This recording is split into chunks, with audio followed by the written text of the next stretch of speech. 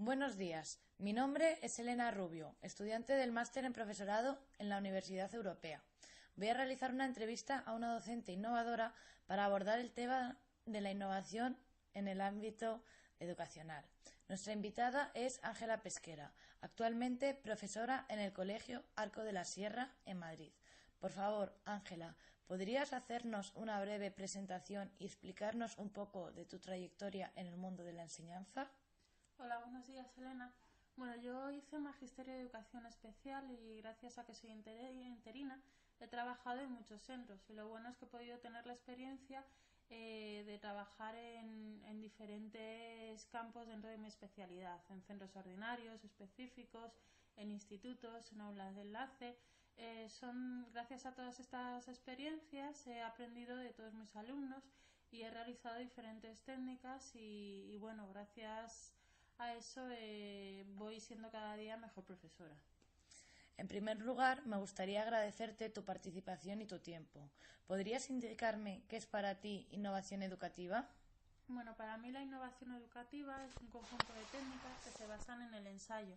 También hay que tener en cuenta que pueden dar lugar a error. Es decir, el innovar es el ir probando distintas técnicas hasta encontrar la adecuada para cada alumno, ya que un alumno puede tener un ritmo de aprendizaje, pero el compañero de al lado puede tener otro totalmente diferente.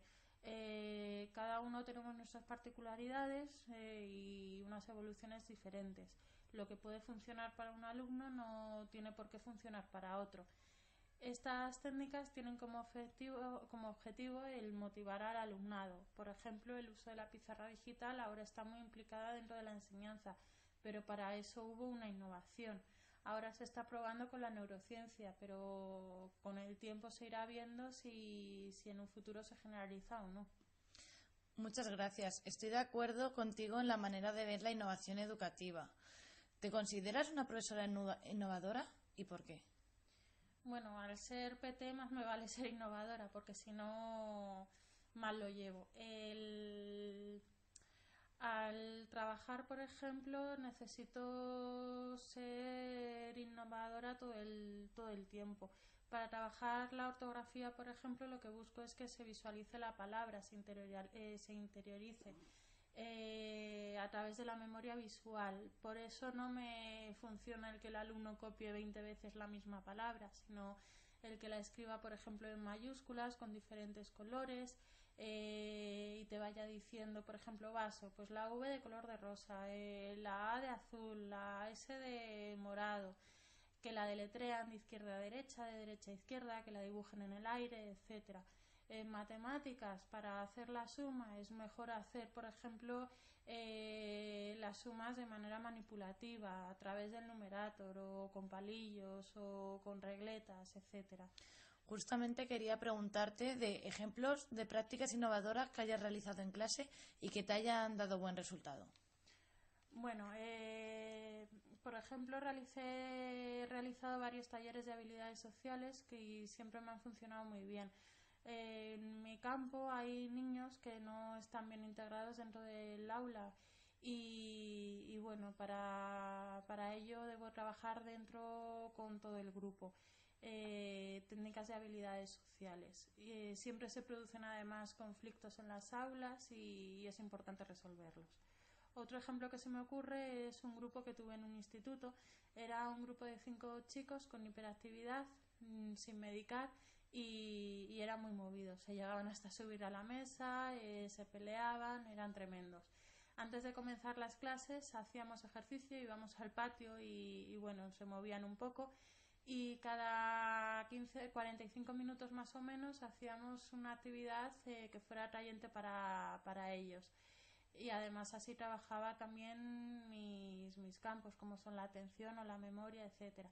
Y también cada hora hacíamos relajación. Me interesa mucho este tema de la relajación que nos explicas. ¿Me podrías decir en qué consistía exactamente las actividades de relajación que hacíais con adolescentes con problemas de hiperactividad?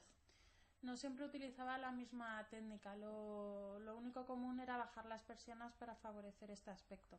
A veces lo que hacía era poner música relajante y, y les verbalizaba una historia para que para que se fueran relajando. Otra técnica es la de hacer contracción y relajación. Vas contrayendo, por ejemplo, un brazo, lo relajas, contraes el otro brazo, lo relajas, vas contrayendo los miembros superiores y así hasta ir contrayendo y relajando todo el cuerpo, de tal manera que al final te terminas relajando. Otra de las técnicas que utilizaba era la respiración. Utilizaba un platillo y él emitía un sonido más o menos de unos 5 segundos, perdón, de tal manera que una respiración durara el tiempo de ese sonido. Al principio, de hecho, había veces que llegaban a hacer 15 respiraciones en ese tiempo, empezaban a hiperventilarse y solamente deberían de hacer una, por lo que poco a poco fuimos aprendiendo todo. ¿Y cuál era el resultado que encontrabas después de estos ejercicios de relajación? ¿Notabas cambios en su conducta? Pues donde más lo noté fue en la atención y en la concentración. De hecho, cuando quería explicar cosas nuevas, lo hacía siempre después de la relajación. Y sí que lo notaba. Estaban centrados unos 10-15 minutos. ¿Crees que la innovación va unida a la calidad? Siempre. El profesor que no innova no va a conseguir grandes logros. Es una manera de conseguir atraerles. Por ejemplo, la última vez en clase teníamos que aprender la regla de Kakoku Keki, Zazozu Ceci. Para ello utilizamos el juego del barco pirata. Había un compañero que era el capitán del barco y su ayudante, que era el loro. Entonces tenían que ir escribiendo los tesoros que iban encontrando. Y los tesoros los tenían los alumnos de la clase. Entonces los alumnos tenían que ir diciendo palabras que llevaran Kakoku Keki o Zazozu Ceci y el capitán y el ayudante los tenían que ir escribiendo en el barco. Y se tenían que ir autocorrigiendo entre ellos. Y además así pude trabajar también matemáticas, por ejemplo, ya que cada premio pues tenía un valor de una moneda o de dos y así fui trabajando tanto la tabla del 2 como la suma. ¿Podrías darme algún ejemplo de prácticas innovadoras que se realizasen en alguno de los centros donde has trabajado? Bueno, actualmente estoy en el cole en el que estoy ahora, se está realizando un proyecto de neurociencias aplicada a la educación. De momento es un proyecto de investigación y no se sabe por dónde va a desembocar. Están trabajando neurólogos, orientadores, el profesorado, las familias y los alumnos. Bueno, nosotros tenemos 2 hemisferios y desde pequeños hemos trabajado uno de ellos, pero nos olvidamos del otro, en donde se encuentra lo que es la atención, las emociones, la memoria, la creatividad. Este proyecto se basa en realizar distintas técnicas para estimular y potenciar los 2 hemisferios. A lo largo del día tenemos 6 sesiones y entre sesión y sesión tienen que hacer una actividad distinta de atención, de hidratación, de memoria, equilibrio, etcétera, de tal manera que duren en el conjunto unos 5 minutos, tampoco se pierde mucho tiempo y es una actividad de repetición y la verdad es que llevamos aplicándolo este primer trimestre, pero se está notando ya en los alumnos. ¿Podrías indicarme de los centros en los que has trabajado cuál consideras más innovador? Bueno, en el que estoy actualmente es bastante innovador. Otro colegio que también me gustó mucho fue uno en el que estuve el año pasado, en Leganés, el colegio Gerardo Diego, que era muy innovador. Tenía un taller de periódico, otro de radio, la actividad de biblioteca era una asignatura aparte en la que se realizaban proyectos muy bonitos, como cuentacuentos, por ejemplo. Los alumnos de cuarto, quinto y sexto realizaban cuentacuentos a los alumnos de infantil. También había un huerto. Se trabajaba mucho por proyectos. De hecho, el primer ciclo trabajaba por proyectos, no utilizaban libros. Y en el tercer ciclo, en el área de conocimiento del medio, también se trabajaba por proyectos. ¿Cuáles son las dificultades y necesidades que puedes encontrar en las prácticas innovadoras? Bueno, dificultades como tal, como ya he dicho anteriormente, es el que las técnicas innovadoras pueden dar lugar a error. No sabemos de antemano cuál va a ser la mejor técnica ni el resultado de lo que estamos aplicando. De hecho, hay que probar y muchas veces pues son ellos mismos, los propios alumnos, los que te van diciendo. ¿Cuál es la actitud que tienen los alumnos ante estas técnicas? ¿Presentan resistencia al cambio? Los alumnos sí lo lo que hacemos es trabajar con ellos siempre libro, ir realizando siempre lo mismo. Lo que consigues es que se aburran y que no quieran aprender, no consigues motivarles. Si por el contrario innovas y realizas diferentes actividades, juegos, utilizas la pizarra digital, los vas a tener mucho más enganchados. Sin embargo, pues los alumnos, por ejemplo, que tienen necesidades educativas especiales, como son los que tienen hiperactividades, es muy importante la innovación y de hecho hay que utilizar técnicas innovadoras con ellos, pero siempre hay que anticiparles en todo momento lo que se va a hacer de antemano y siempre que sepan las consecuencias que puede haber o no, positivas y negativas, ya que si no se hace, pues es probable que la actividad la acaben desbaratando y en fin, que no salga bien. Los niños con autismo, por ejemplo, también son niños que necesitan una serie de rutinas a lo largo del día. Yo trabajé, por ejemplo, en un cole de educación especial que utilizaba mucho la pizarra digital, pero a través de una rutina. Primero hacíamos la asamblea, después trabajo en mesa, después la pizarra digital. Siempre que se iba a producir una variación, se iba a realizar algo innovador, tenía que anticiparlo por lo menos 2 semanas antes e ir diciéndoselo todos los días. ¿Qué piensas de la falta de recursos como posible resistencia a la innovación? Pues sin recursos no podemos avanzar en la educación. Si no contamos, actualmente se está recortando muchísimo en recursos humanos. Si siguen cortando de esta manera, pues cada vez va a ir en decremento la educación.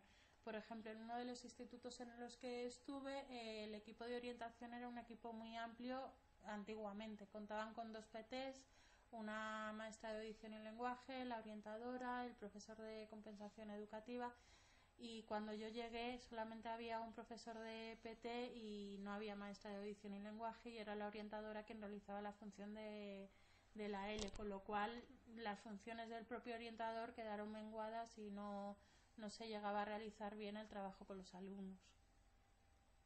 ¿Cuál es la actitud que has visto en alguno de tus compañeros respecto a este tipo de prácticas?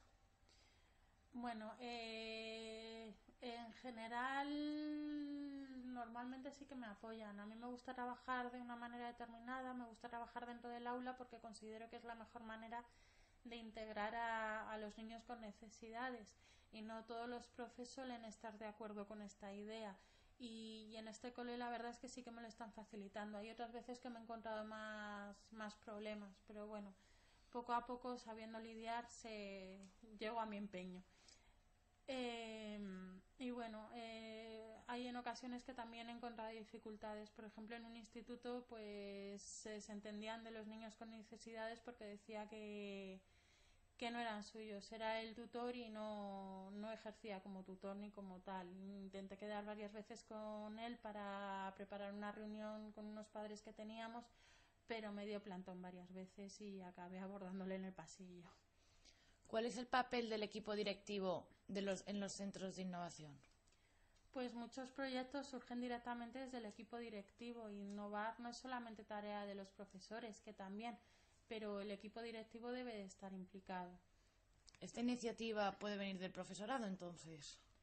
Claro, viene del profesorado, del equipo directivo, incluso puede venir hasta de los padres. Al final es toda la comunidad educativa la que debe de implicarse en la educación. ¿Y cuál es la reacción de los alumnos ante una clase más innovadora? Pues los alumnos se involucran mucho más. Como ya he dicho anteriormente, en el ejemplo del juego del pirata, con Kako Kukeki, bueno, si yo les pido que escriban las palabras directamente, en vez de jugar primero con ellos, no asimilan bien las reglas. Sin embargo, después del juego, pues ya aprendieron a escribir perfectamente. De hecho, no tienen errores ahora en este campo. Muchas gracias, Ángela. Para concluir, creo que ha quedado claro lo importante que es innovar en el proceso educativo, ya que va ligado a la motivación de los alumnos. Gracias a este tipo de prácticas se hace más atractivo el aprendizaje y muchas veces al aprender practicando y descubriendo conceptos se retiene más fácilmente. Si bien es cierto que nos podemos encontrar con algunas dificultades, al final, si se quiere innovar, se puede innovar.